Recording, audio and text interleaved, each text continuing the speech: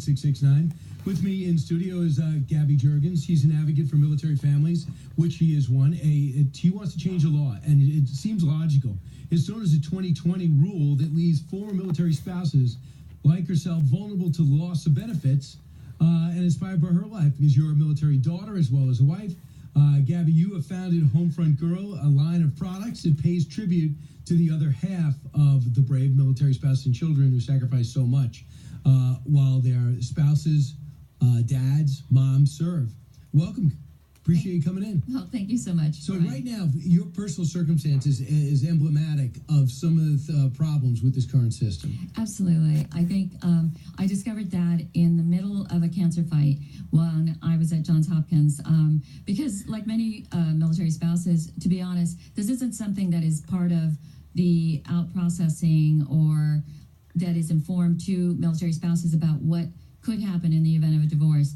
If you do not have 20 years of active duty time with your former husband or soon-to-be former husband, what happens is they basically put you into a pot, which is called the 2015 rule, which says you'll get a year at the end of that divorce. You'll get a year of medical coverage under TRICARE, which is the military system. But after that, you will lose it all. I mean, that means that your ID card is reissued and you get health benefits. It says health benefits. Now, for someone like me, it's too late.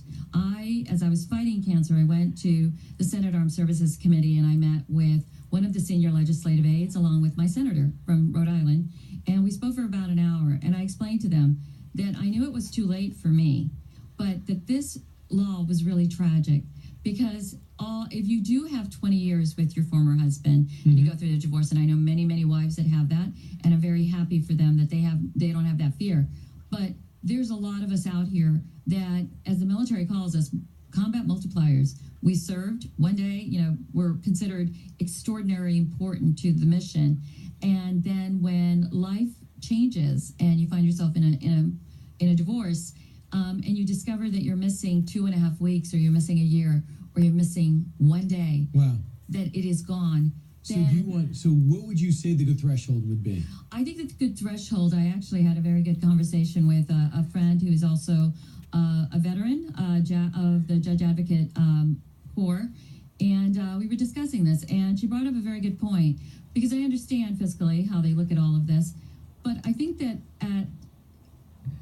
for retirees, $500 is an amount that TRICARE costs. Now, that's a drop in a bucket. And if a judge were to say, well, this is a military divorce, she has this many times, she was a military spouse, the military could go ahead and order to say $500 for her to have continued care under TRICARE.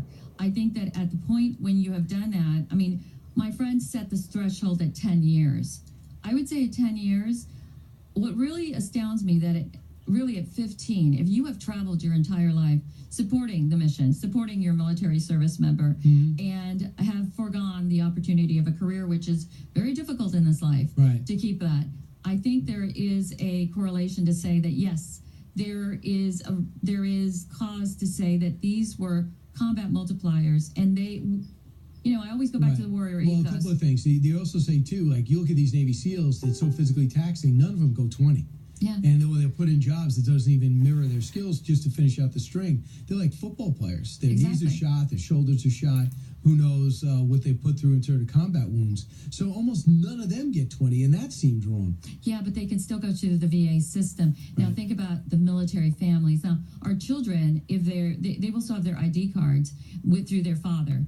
But the spouse, this is where it becomes, if you've done this for 19 years, let's just, because the threshold is 20, if you've done this for 19 years, you will lose access to a community that you've been a part of. Yeah. And that the military has said, we couldn't have done this job without the fact that we have these incredible military families, but somehow, in a divorce, you cease to somehow be a part of that military family. If people are listening to this story and they agree with you, or they actually are experiencing the same thing, where do they go? Right now, I'm going to be starting a petition on change.org. I am working, trying to work with Senator Shelby's office. I've reached out to them, as well as Senator Rick Scott's office, and hoping to enlist their help. I'm hoping as well to enlist the help of the Second Lady, Mrs. Pence, because she has taken it as a cause that she's been very outspoken about helping military spouses. And where do they go? Right now, go to Gabby at homefrontgirl.com and let me know your story. And I will do my level best to, I can certainly use their help. This is something that will no longer help me. It's too late for me, okay? But I grew up in a life where I believe that the warrior ethos, you leave no one behind. This leaves too many behind. Is TRICARE a lot better than the VA system, though, right? Absolutely. And they should find a way to have TRICARE extended, especially. So Yeah. VA is good, and they're trying to get better, but TRICARE is gold. Yeah. Right. Thanks so much. Gabby Jurgens, I appreciate it. And Advocate for Military Families, go to @HomefrontGirl to find out more.